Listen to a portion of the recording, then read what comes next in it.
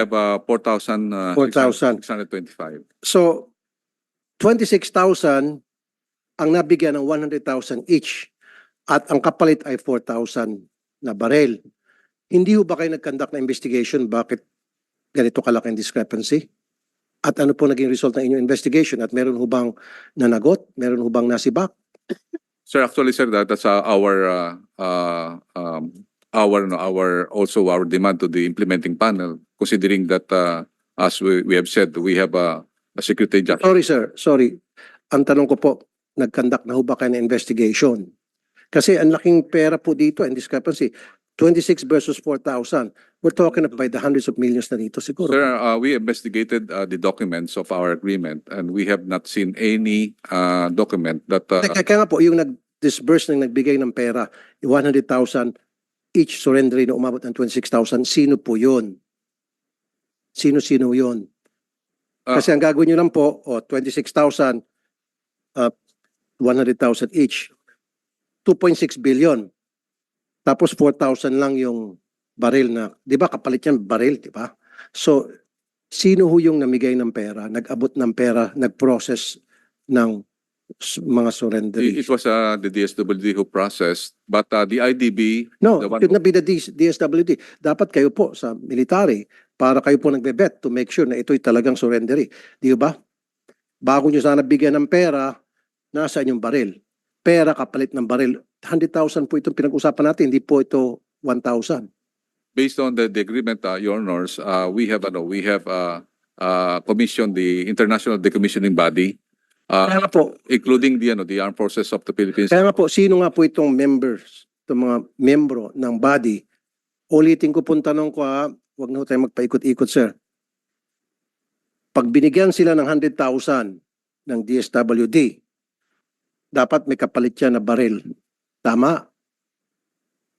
This is not the Hindi sir, ganun dapat talaga, di ba? Dapat nag-match. Ba't ka magsusurrender kung wala ka namang baril? Kung magawa-gawa lang ng istorya na ako ay MILF, Your Honor, we are implementing the peace agreement. The peace agreement does not specify.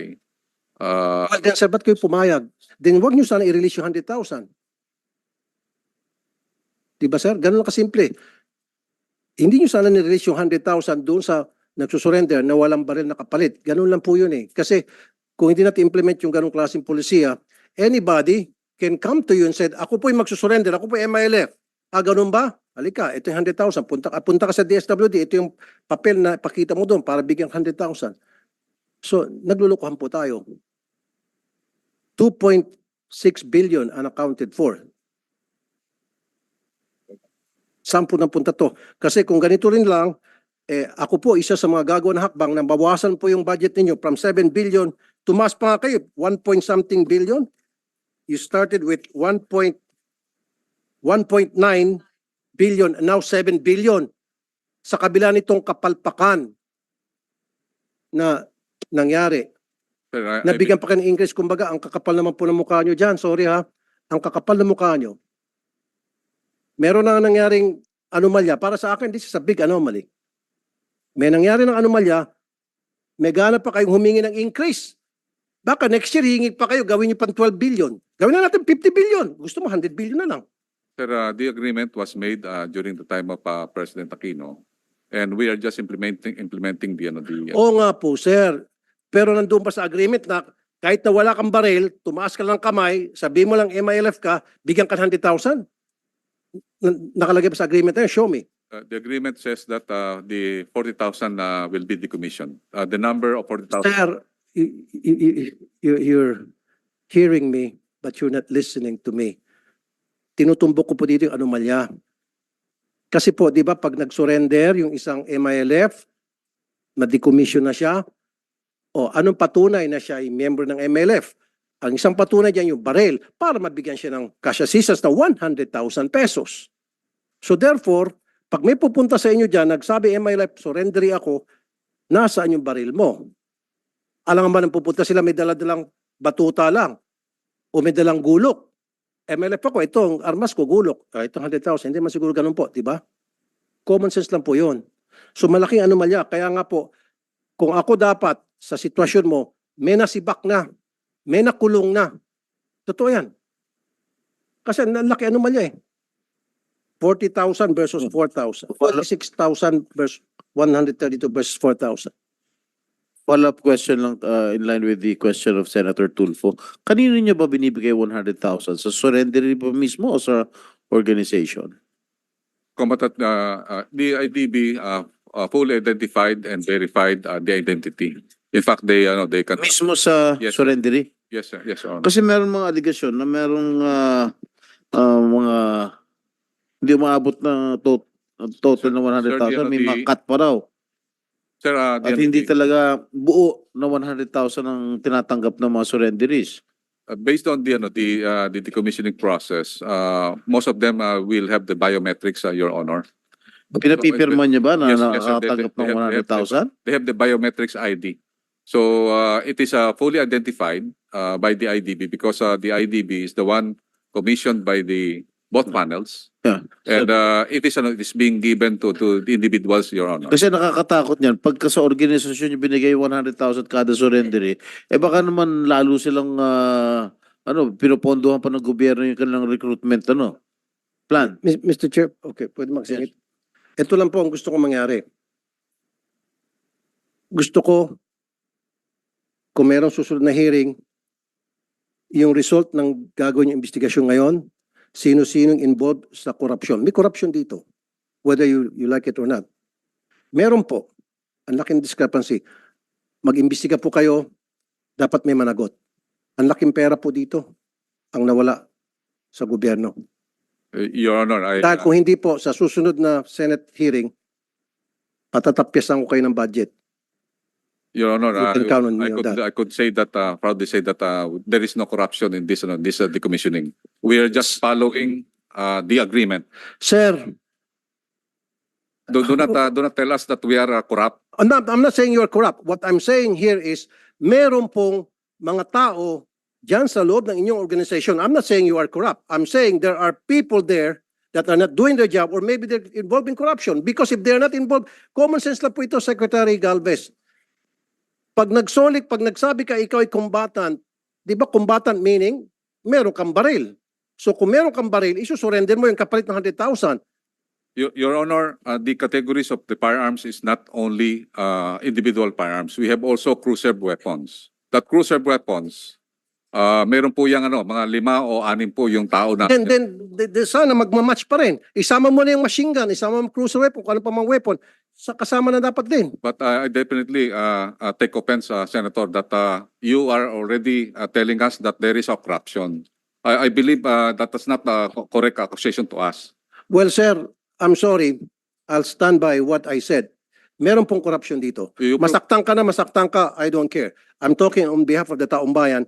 Kasi nga, sir, very clear ng discrepancy dahil kung hindi po, kung hindi po talaga, kung wala po talagang korupsyon dito, sana nagmamatch tong numbers. Hindi po nagmamatch eh. At saka isa pa, dapat nag-imbestiga na kayo dati pa.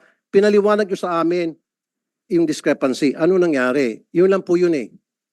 Your Honors, Kasi we're talking of hundreds of thousands, may mga allegation pa nga, hindi nga natanggap daw yung pera.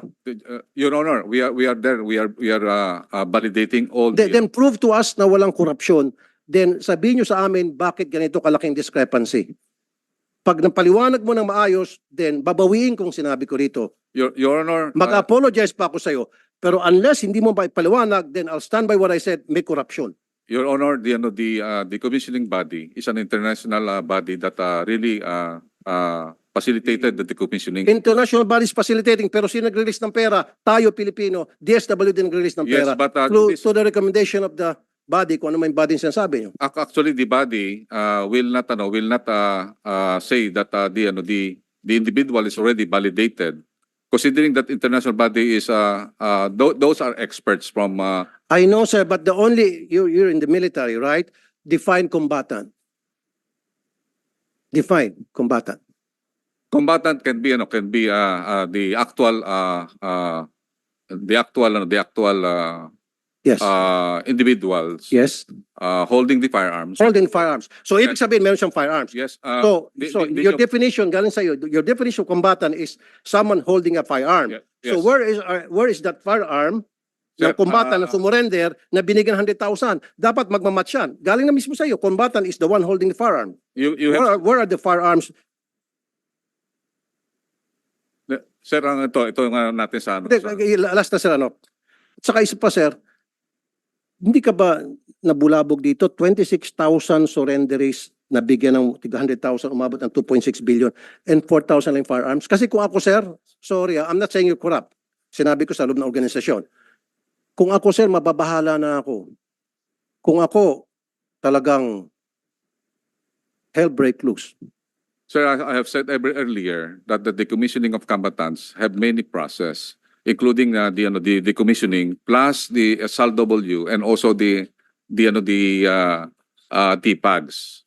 DPAGs are the one in charge on those firearms that we considered as loose that had been given to the MILF and the MNLF. Those firearms that are personally owned, it will have a different program, and we believe. So ang sinasabi niyo sir, okay, nabanggit ang kanina personal. So may pupuntang combatant, may baril ako. Hindi ko surrender to kasi personal ko to. Ganun ba yung nangyari? Kaya yun yung difference ng 26,000 to 4,000 lang na baril. Kasi karamihan sa kanila personal, declared as personal firearms. Tulad sinabi kanina ni Ma'am Raisa. Or sympathizers. Yes, Your Honor. Pumayag kayo ng ganon? Eh di dapat, wag nyo bigyan ng 100,000. Dapat pera kapalit ng baril. So, sorry sir, then sabihin natin walang korupsyon. Okay. Then, katangahan. Again, I'm sorry for the word. Sorry for the word. Kasi, sige, tanggapin ko, yung difference is sa 26,000 sa 4,000 ay sapagkat karamihan doon ay may mga baril pero hindi sinurrender sapagkat personal use nila. O ba't tayo pumayag, sir? Kasi kung ako, sir, hindi ako papayag. Yun lang po. Sir, mag-imbestiga po kayo, sir. I'm not saying again you're corrupt. There is corruption here. Mag-imbestiga po kayo, sir. And dapat, head should roll dito. Meron talagang kalokohan dito. Hindi mo i-admit yun, sir, pero I'll stand by what I said. Maliban na lang, sir, kung ikaw ay nag-imbestiga at napakita mo sa amin, klarong-klaro, na kung bakit ganitong discrepancy, then babawiin kung sinabi ko. Pero kapag hindi niyo po napakita na ipaliwanag na maayos, I'll stand by what I'm saying here na there is corruption. And sa susunod po na hearing, pababawasan ko po yung budget ninyo. Pataas ng pataas 1.9 billion, naging 7 billion. Heck. Tapos baka next year, magiging 10 billion na.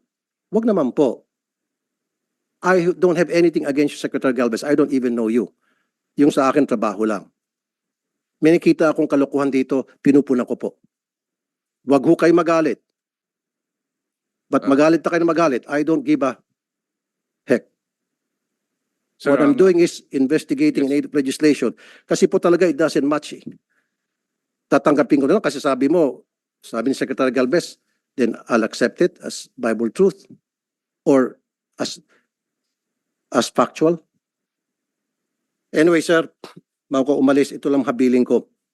Please investigate anong nangyari dito sa napakalaking discrepancy. And then sino po yung mga taong nagkamali dito? Yung mga taong nagbigay ng pera o yung nag-process at nagbigay ng papel sa DSWD para mabigyan siya ng 100,000 each. And then, stop na po natin yung siguro if we need to change the law na kapag ikaw ay surrendery, pwede mo hindi surrender yung firearm mo kasi personal use mo yon. Kalokohan yun. Ba't ka nang surrender kung hindi mo isusurrender yung personal firearm mo? So meron ka pa rin palang firearm. Pwede kang bumalik din. O pumunta sa pagiging member ng private army. That was what I was saying a while ago, Senator Tulfo. Kung talagang gusto magbalik loob itong mga rebelde, di sana pati yung mga personal na gamit nila, kung yung mga binigay sa kanilang mga sympathizers sa organization, dapat isurrender na nila sa gobyerno para at least sincere sila na magbalik loob to return to the fold of the government. So siguro we'll conduct another hearing. Before that, So, Secretary Galvez, sir, sana sa susunod na hearing, mag-attend ako. Gusto ko po magbigay ka ng report sa committee na ito, yung inyo pong findings. Bakit po napakalaking discrepancy ito? Ano nangyari? Di ba? Yun lang po talaga. Kasi sa ngayon, kaya nainit ulo ko dahil hindi po naging klaro sa akin. Marami kayong binanggit ng mga body, foreign body, whatever. Still, for me, it doesn't connect. Para mag-connect para sa akin, kailangan masabi mo lang kung bakit nagkaroon ng ganito klaseng discrepancy. Pwede mo nang gamitin yung dahilan na lahat po yan dahil pinayagan namin na mag-surrender pero yung kanilang baril, huwag i-surrender. Yung nga sabi ni Senator Jinggoy, ba't mo pa i-declare ang surrender kung hindi mo pala i-surrender yung baril mo dahil i-declare mo na personal use? Do you agree, Secretary? Sir? Do you agree with me? I agree with you, sir. But the problem in Mindanao, Your Honors, is really the mindset of the people. There is some sort of sir, actually nakita natin every election, nakita naman natin na meron ding mga private armed groups ang mga local officials. Kaya nga po namin, kaya nga po ang programa namin ginagawa ngayon in order to resolve this discrepancy is to involve the local government units, basically the governors, which we have seen a good result in Basilan, Your Honor.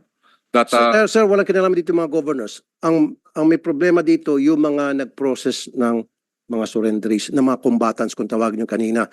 Combatants, in your definition, is the one holding Yes. the firearm. yes, Tama? Your Honor, Your So, Honor. anong kinalaman po ni Governor, ni Mayor?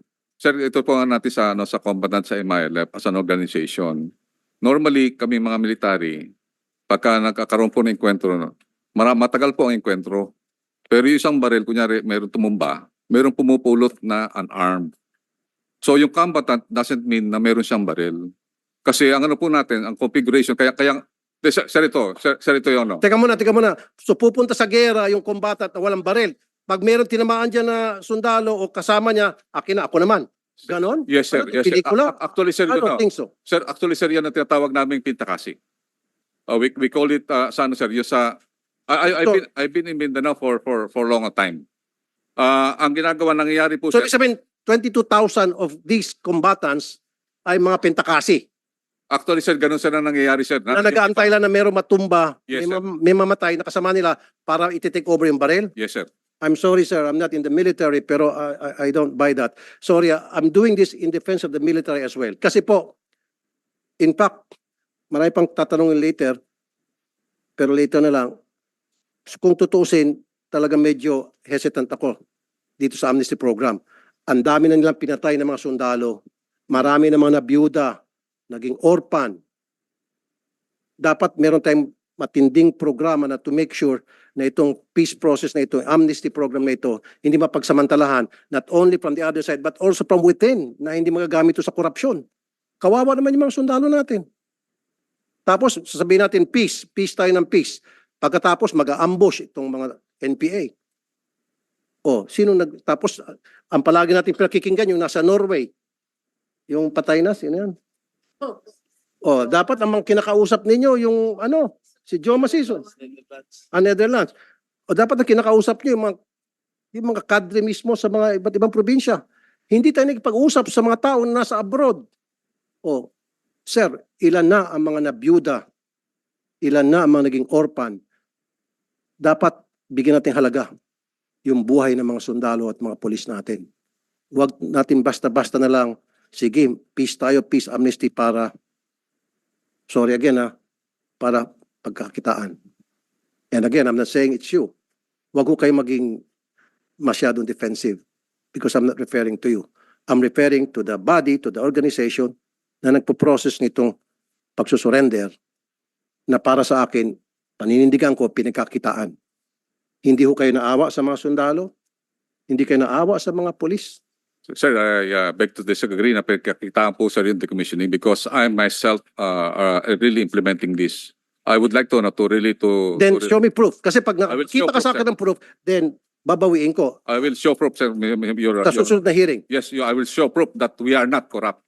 Okay. Then show me proof that you're not corrupt. Again, I'm not saying you are corrupt. I'm saying merong corruption. Kung sino yan, that's your job to find out. Ba't ka nagagalit, Secretary? Because you are accusing us that our organization is corrupt. Yes, because napakalaking discrepancy. Kahit na siguro itong si Juan de la Cruz niya sa kalye, makita itong sobrang laking discrepancy. There is a problem here. And we're talking about billions of pesos here. Kung pinag-usapan na po dito ay 200,000, 2 million, pwede, I'll let it go. Pero if we're talking about by the billions, come on, sir. There's something wrong. I'm not saying that you're corrupt. I don't know, ba't ka nagagalit? Talaga merong corruption dito. I'll stand by what I said. There is corruption. Unless may prove nyo sa akin, then come back sa next hearing, prove to me na walang corruption, then ako mismo magsasabi wala palang corruption. Okay, we will just... And I would even apologize. Pero kapag hindi nyo po napatunayan sa amin, naging klaro sa amin, may account itong 2.6 billion, then I'll say corruption is corruption.